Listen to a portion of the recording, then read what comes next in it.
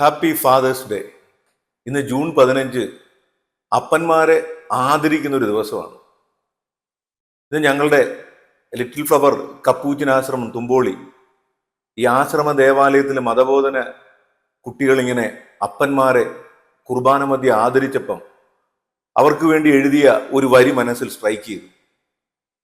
നിങ്ങളാണ് ഞങ്ങളായി മാറിയത്, നിങ്ങളുടെ കഠിനാധ്വാനമാണ് ഞങ്ങളെ വളർത്തിയത്, സർവോപരി നിങ്ങളുടെ കണ്ണുകളിലൂടെയാണ് ആദ്യമായി ദൈവപിതാവിന്റെ മുഖം ഞങ്ങൾ കണ്ടത്. എനിക്ക് തോന്നുന്നു അപ്പന്മാരെ ആദരിക്കാൻ ഇതിനേക്കാൾ മനോഹരമായ ഒരു വരി ഇല്ലെന്ന് തോന്നുന്നു. എങ്കിലും ഒരു ചെറിയ സങ്കടം ബാക്കി നിൽക്കുന്നത് ഇതിനെക്കുറിച്ച് കേൾക്കുമ്പോൾ. എല്ലാ അപ്പന്മാരെ ആദരിക്കുമ്പോൾ അകാലത്തിൽ അപ്പൻ നഷ്ടപ്പെട്ടു പോയ ഒരുപാട് മനുഷ്യരില്ലേ, അല്ലെങ്കിൽ അപ്പൻ അകന്നു നിന്നിട്ട് അപ്പന്റെ സ്നേഹം അറിയാത്തത്. അപ്പം എല്ലാവർക്കും അപ്പൻ ഉണ്ടാകേണ്ട ഒരു ദിവസമാണിത്. എനിക്കൊരു അപ്പനുണ്ട് എന്ന് കൃത്യമായ സ്നേഹം ഫീൽ ചെയ്യേണ്ട ഒരു ദിവസമാണ് ഈ ഫാദേഴ്സ് ഡേ. അതുകൊണ്ട് വിശുദ്ധ ഗ്രന്ഥത്തിലൂടെ സുവിശേഷത്തിലൂടെ ഒന്ന് പോകുമ്പോൾ അപ്പനെ കുറിച്ച് പറയുന്നതൊന്ന് വ്യക്തമായിട്ട് കാണണം. മാത്രമല്ല, നമ്മുടെ ഭൂമിയിലെ നമ്മുടെ അപ്പന്മാരുടെ ജീവിതത്തിലെ ഏറ്റവും സുപ്രധാനമായ ദൗത്യം എന്തെന്ന് ബൈബിൾ പറയുന്നത് വളരെ നിർണായകമാണ്. ജോസഫും മറിയവും പള്ളിയിലെ തിരുനാളിന് പോയി തിരിച്ചു വരുമ്പോൾ കൂട്ടത്തിലുണ്ടായിരുന്ന ബാലനായ ഈശോയെ കാണാനില്ല. 3 ദിവസം നടന്ന് കണ്ടുപിടിച്ച് ചെല്ലുമ്പോൾ ഈ ബാലൻ ജീസസ് ദേവാലയത്തിന്റെ പടിക്കൽ വലിയ പുരോഹിതന്മാരുമായിട്ടൊക്കെ സംസാരിച്ചു കൊണ്ടിരിക്കുന്നതാണ്. അപ്പം അവനെ വിളിച്ചിട്ട് മറിയം പറയുന്നതാണ്, മോനെ നോക്കൂ, നിന്റെ അപ്പനും ഞാനും എവിടെയെല്ലാം നിന്നെ അന്വേഷിച്ചു. ഒരു പയ്യനും സാധാരണഗതിയിൽ പറയാത്ത ഒരു കൗണ്ടറാണ് അന്ന് ബാലനായ ഈശോ പറഞ്ഞത്. അവൻ തിരിച്ചു ചോദിച്ചു, ഏതപ്പൻ എന്ന് പറയുന്നത് പോലെ നിങ്ങൾ എന്തിനാണ് എന്നെ അന്വേഷിച്ചത്? ഞാൻ എൻ്റെ അപ്പന്റെ കാര്യങ്ങളിൽ വ്യാപൃതനാകേണ്ടവനല്ലയോ? പിന്നെ ഔസേ പിതാവിനെ ബൈബിളിൽ കണ്ടിട്ടില്ല. മരിച്ചുപോയി എന്ന് പറയാൻ പോലും ടൈം എടുത്തിട്ടില്ല. ആള് മാഞ്ഞു പോയിരിക്കുന്നു. ഇത് വലിയൊരു രഹസ്യമാണ്. ഒരപ്പന്റെ നിർണായകമായ കടമ അല്ലെങ്കിൽ അപ്പന്റെ ജീവിത ലക്ഷ്യം നിങ്ങൾക്ക് മറ്റൊരപ്പനുണ്ട് എന്ന് പറഞ്ഞു കൊടുക്കുന്നതാണ്. You have a big father. ഈ കാണുന്നതിനും അപ്പുറം നിങ്ങൾക്കൊരു അപ്പനുണ്ട്. ദൈവമുണ്ട് എന്ന് പറയുന്നതല്ല വിശ്വാസം. ഒരു നിരീശ്വരവാദി ദൈവമില്ലെന്ന് പറയുന്നതും ഒരു വിശ്വാസി ദൈവം എവിടെയോ ഉണ്ട് എന്ന് പറയുന്നതും തമ്മിൽ വലിയ വ്യത്യാസമില്ല. എവിടെയോ ഉള്ള ദൈവവും ഇല്ലാത്ത ദൈവവും ഏതാണ്ട് ഒരുപോലെയാണ്. മറിച്ച് ആ ദൈവം, നിങ്ങളെല്ലാം പറഞ്ഞുകൊണ്ടിരിക്കുന്ന ദൈവം എൻ്റെ അപ്പനാണ്. അതാണ് ഈശോ മനസ്സിലാക്കിയത്. ഈശോയുടെ പാത തുടർന്ന സെന്റ് ഫ്രാൻസിസ് ഓഫ് അസീസിയെ കുറിച്ച് പറയുന്നത്, സ്വന്തം അപ്പൻ പീറ്റർ ബെർണദോൻ ബിഷപ്പിന്റെ മുമ്പിൽ നിർത്തിയിട്ട് ഇവൻ എന്നെ ധിക്കരിക്കുന്നു, ഇവൻ എൻ്റെ മകനാണ്, ഞാൻ അവന്റെ അപ്പനാണെന്ന് പറഞ്ഞപ്പോൾ മുഴുവൻ വസ്ത്രങ്ങളും അഴിച്ച് ആ ബിഷപ്പിന്റെ കാൽക്കൽ വെച്ചിട്ട് ആകാശത്തേക്ക് നോക്കി പറഞ്ഞു, ഭൂമിയിൽ എനിക്കിനി പിതാവില്ല, എനിക്കിനി ഒരു പിതാവേ ഉള്ളൂ, എൻ്റെ സ്വർഗസ്ഥനായ പിതാവ്. ഇത് ഈ ഭൂമിയിലെ പിതാവിനെ തള്ളിപ്പറയുന്നതല്ല, മറിച്ച് it was A discovery. He discovered his original father. ബൈബിളിന്റെ രഹസ്യം ഇതാണ്. ഒരുപക്ഷെ സുവിശേഷം, ബൈബിൾ മാത്രം പറയുന്ന ഏക രഹസ്യം ഇതാണ്, നിനക്കൊരു അപ്പനുണ്ട്. ശിഷ്യന്മാർ യേശുക്രിസ്തുവിനോട് പ്രാർത്ഥിക്കാൻ ഞങ്ങളെ പഠിപ്പിക്കണമേ എന്ന് പറഞ്ഞപ്പോൾ പ്രാർത്ഥനയുടെ കുറെ നിയോഗങ്ങളല്ല ഈശോ പഠിപ്പിച്ചത്. ഈശോ പറഞ്ഞു, അപ്പ എന്ന് വിളിക്കുന്നു. ഈ ബൈബിൾ ഉടനീളം നമ്മൾ കാണുന്നത് അപ്പ അപ്പ അപ്പ എന്ന് വിളിച്ചുകൊണ്ട് നടക്കുന്ന ക്രിസ്തുവിനെയാണ്. എൻ്റെ അപ്പൻ അറിയാതെ എൻ്റെ അപ്പൻ പറഞ്ഞതല്ലാതെ ഞാൻ നിങ്ങളോട് ഒന്നും പറഞ്ഞിട്ടില്ല, അപ്പൻ ചെയ്തു കണ്ടതല്ലാതെ ഒന്നും ചെയ്തിട്ടില്ല. എൻ്റെ അപ്പനും ഞാനും പ്രവർത്തന നിരതനാണ്. എൻ്റെ അപ്പൻ എനിക്ക് തന്ന പാനപാത്രം ഞാൻ കുടിക്കേണ്ടതല്ലയോ? വീണ്ടും പറഞ്ഞിട്ടുണ്ട്, നിങ്ങൾ എല്ലാവരും എന്നെ വിട്ടുപോകും, പക്ഷേ ഞാൻ ഏകനല്ല, കാരണം എൻ്റെ അപ്പൻ എൻ്റെ കൂടുണ്ട്. ഒരപ്പന്റെയും മകന്റെയും തീവ്രമായ ഒരു ബന്ധത്തിന്റെ കഥയാണ് ഈ ബൈബിൾ പറയുന്നത്. എന്നിട്ട് ഈ അപ്പൻ എന്ന ബന്ധത്തെ നമ്മുടെ മുമ്പിലേക്ക് വെച്ച് നീട്ടുന്നതാണ് അപ്പ എന്ന് വിളിക്കുക. ഇത് ബൈബിളിലെ രഹസ്യമാണ്. നമ്മൾ 2000 വർഷമായിട്ട് കേൾക്കുന്നുണ്ട്. പക്ഷേ ചോദ്യം, അങ്ങനൊരു മുഴക്കം നമ്മുടെ ഉള്ളിൽ ഉണ്ടായിട്ടുണ്ടോ എന്നുള്ളതാണ്. നമ്മൾ പറഞ്ഞുകൊണ്ടിരിക്കുന്നത് സർവശക്തനായ ദൈവം, സർവവ്യാപിയായ ദൈവം ആയിക്കോട്ടെ, അതൊക്കെ ദൈവത്തിന്റെ ക്യാരക്ടറിസ്റ്റിക്സ്. ആ സർവശക്തനായ ദൈവം എനിക്കാരാണെന്നാണ് ബൈബിൾ പറയുന്നത്. അതെന്റെ അപ്പനാണ്. മഞ്ഞ് പെയ്യിക്കുന്നത്, മഴ പെയ്യിക്കുന്നത്, വെയിൽ പരത്തുന്നത്, ഭൂമി അതിന്റെ അച്ചുതണ്ടിൽ കറക്കുന്നത് എന്റെ അപ്പനാണ്. എന്റെ അപ്പനാണ് ഇതൊക്കെ ചെയ്യുന്നത്. ഇതാണ് ക്രിസ്തു തിരുത്തിയത്. നമ്മൾ കാലങ്ങളായിട്ട് പറഞ്ഞുകൊണ്ടിരിക്കുന്ന തെറ്റ്. യഹൂദ പശ്ചാത്തലത്തിൽ ദൈവത്തിന്റെ നാമം ഉച്ചരിക്കാൻ പോലും ഭയമാണ് മനുഷ്യന്. ദൈവത്തിന്റെ നാമം ഉച്ചരിക്കരുത്. അവിടെയാണ് ഈശോ പറയുന്നത് നാമം ഉച്ചരിക്കരുതെന്ന് ഉള്ള കൽപ്പനയുള്ളിടത്ത് ഈശോ പറയുന്നത് അപ്പ എന്ന് വിളിക്കുവിൻ.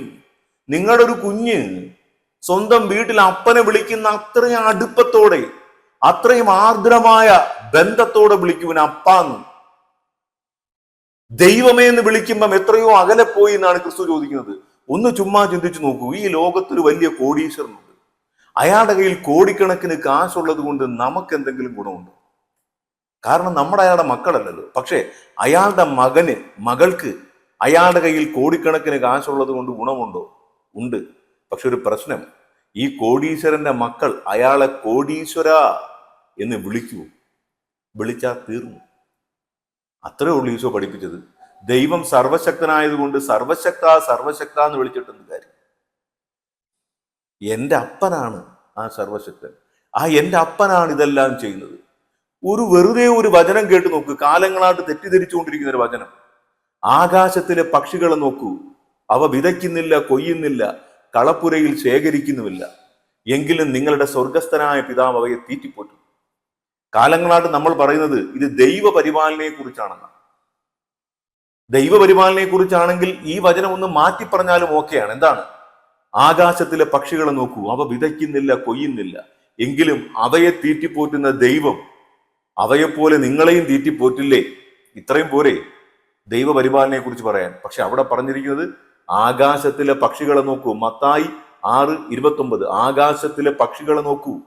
അവ വിതയ്ക്കുന്നില്ല, കൊയ്യുന്നില്ല, കളപ്പുരയിൽ ശേഖരിക്കുന്നുമില്ല, എങ്കിലും നിങ്ങളുടെ സ്വർഗസ്ഥനായ പിതാവ്, നിന്റെ അപ്പൻ അവയെ തീറ്റിപ്പോറ്റുന്നു. ഇത് പറയുന്നത് എല്ലാവർക്കും ദൈവം നൽകുമെന്നൊരു കഥയല്ല. മറിച്ചെന്താ? നിന്റെ അപ്പനാണ് പക്ഷികൾക്ക് നൽകുന്നത്. നിന്റെ അപ്പനാണ് മഞ്ഞ് പെയ്യിക്കുന്നത്, മഴ പെയ്യിക്കുന്നത്, വെയിൽ പരത്തുന്നത്. പിന്നെ നീ എന്തിനാകുലപ്പെടണം? വിജാതീയരാണ് ആകുലപ്പെടുന്നത്. ആരാണ് ഈ വിജാതീയൻ? അത് മറ്റ് ജാതിയിൽപ്പെട്ട ആളല്ല. ദൈവം അപ്പനാണെന്നറിയാത്തത് മൂലം വെറുതെ ആകുലപ്പെടുന്നവൻ. വിജാതീയൻ മറ്റൊരു ജാതിയിൽപ്പെട്ട ആളല്ല. ദൈവമുണ്ട് എന്ന് പറഞ്ഞു നടക്കുകയും ആ ദൈവവുമായി അപ്പനും മകളും തമ്മിലുള്ള ബന്ധമില്ലാതെ പോവുകയും ചെയ്യുന്നവനാണ്. അപ്പൊ ഈ ഫാദേഴ്സ് ഡേയിൽ എല്ലാ അപ്പന്മാരും അറിഞ്ഞിരിക്കേണ്ട ഒരു കാര്യം, നിങ്ങളുടെ ജീവിതത്തിലെ നിർണായകമായ കടമ പരമമായ ഒരു സത്യത്തിലേക്ക് മകളെ കൂട്ടിക്കൊണ്ടുപോകുക. നമ്മളൊരു സാധാരണ ഒരു ഹ്യൂമൻ സൈക്കോളജി വീണിട്ടുണ്ട്, ഒരു മെൻ സൈക്കോളജി. ആണുങ്ങളാണെങ്കിൽ, അപ്പനാണെങ്കിൽ ഇച്ചിരി ഗൗരവമായിട്ടിരിക്കണം, പത്രം വായിച്ചുകൊണ്ടിരിക്കണം, ഇടയ്ക്ക് കണ്ണാടി ഉണ്ടെങ്കിൽ അതിൻ്റെ ഇടയിൽ കൂടെ നോക്കണം, ഒരു ഒച്ച കേട്ടാ ആ ഒച്ചയെ പ്രതി ഒച്ചയിടണം, മക്കളെ വഴക്ക് പറയണം. അപ്പനാണെങ്കിൽ മക്കൾ ഇത്തിരി പേടിക്കണം, അമ്മയ്ക്ക് ടെൻഷൻ ഉണ്ടാകണം അമ്മയെക്കുറിച്ച്, അപ്പം വന്നാ ഒന്ന് കിടുങ്ങണം. ഇങ്ങനൊക്കെ നമ്മൾ തീരുമാനിച്ചൊക്കെ വെച്ചിട്ടുണ്ട്. അതുകൊണ്ടൊന്നും ആരും അപ്പനാകാൻ പോകുന്നില്ല. അതൊക്കെ ഒരു മെയിൽ ഡോമിനേഷന്റെ ഭാവം മാത്രമേ ഉള്ളൂ. അപ്പൻ ഒരു അധികാരത്തിന്റെ പേരല്ല, അമ്മയെപ്പോലെ തന്നെ സ്നേഹത്തിന്റെ പേരാണ് അപ്പൻ. അല്ലേ? ഒരു ചെറിയ രസം പറഞ്ഞാല്, പരീക്ഷ കഴിഞ്ഞിട്ട് റിസൾട്ട് അറിയാൻ പോയ കുട്ടിയോട് അപ്പം പറഞ്ഞു, തോറ്റിട്ട് വന്ന് എന്നെ അപ്പ എന്ന് വിളിക്കരുത്. അവൻ പേടിച്ചു. ഇതുപോലൊരു കമാൻഡ്മെന്റ് ആദ്യമായിട്ടാ, തോറ്റിട്ട് വന്ന് എന്നെ അപ്പ എന്ന് വിളിക്കരുത്. അപ്പം പറഞ്ഞ കണക്ക് തന്നെ ചെയ്യണം. അവൻ അറിയാം. അവൻ റിസൾട്ട് അറിഞ്ഞ് തോറ്റുപോയിട്ട് കറങ്ങി നടന്ന് രാത്രി ഇനി എവിടെ പോകാനാ? രാത്രിയായപ്പോ വീട്ടിൽ വന്നു. അകത്ത് കയറിയിരിക്കുമ്പോ അപ്പൻ ചോദിച്ചു, റിസൾട്ട് അറിഞ്ഞിട്ട് എന്താടാന്ന് ചോദിച്ചു. അവൻ മിണ്ടിയില്ല. അടുത്ത മുറിയിലോട്ട് പോയി. അപ്പം വിടുന്നില്ല. പുറകെ ചെന്ന് വാതിലടച്ച് ചോദിച്ചു, നിന്നോടാ ചോദിച്ചത്, റിസൾട്ട് അറിഞ്ഞിട്ട് എന്താടാന്ന്. അവന് മിണ്ടാൻ പറ്റുമോ? തോറ്റിട്ട് അപ്പാന്ന് വിളിക്കണ്ടെന്ന് പറഞ്ഞു നിൽക്കുക. പിന്നെയും ചോദിക്കുക, റിസൾട്ട് അറിഞ്ഞിട്ട് എന്താ? അവൻ പറഞ്ഞ്, അളിയ എല്ലാം പൊട്ടി അളിയ. ഇതൊക്കെ കൊണ്ട് അപ്പനല്ലാതാകും, അപ്പൻ അളിയനാകുമെന്നേ ഉള്ളൂ. അല്ലേ? പക്ഷെ തിരിച്ച് ചില കുട്ടികൾ പറഞ്ഞിട്ടില്ലേ, ആ സാർ എൻ്റെ അപ്പനെ കണക്കാണ്. ചിലർ അപ്പനായി മാറുന്നു, അപ്പൻ അളിയനായിട്ട് മാറും.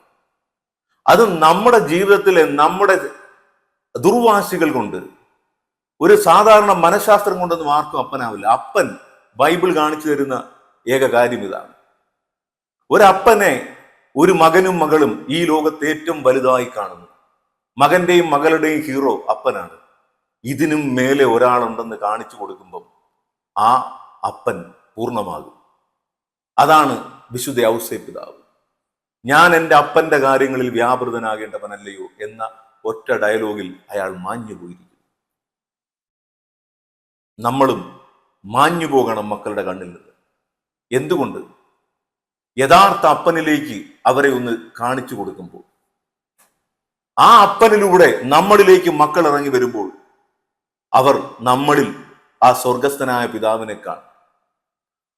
മകന്റെയും മകളുടെയും കണ്ണുകളിൽ നിന്ന് നമുക്ക് മീതെയുള്ള നിത്യമനോഹരമായ കാഴ്ചകൾ മറയാതിരിക്കാൻ ഓരോ അപ്പനും പഠിക്കട്ടെ. അപ്പന്റെ കണ്ണുകളിലൂടെ സകലതും സൃഷ്ടിച്ച സകലരുടെയും ഉടയോനായ യഥാർത്ഥ അപ്പനെ എല്ലാ മക്കളും അപ്പന്റെ കണ്ണുകളിലൂടെ കണ്ടെത്തട്ടെ. Happy fathers day.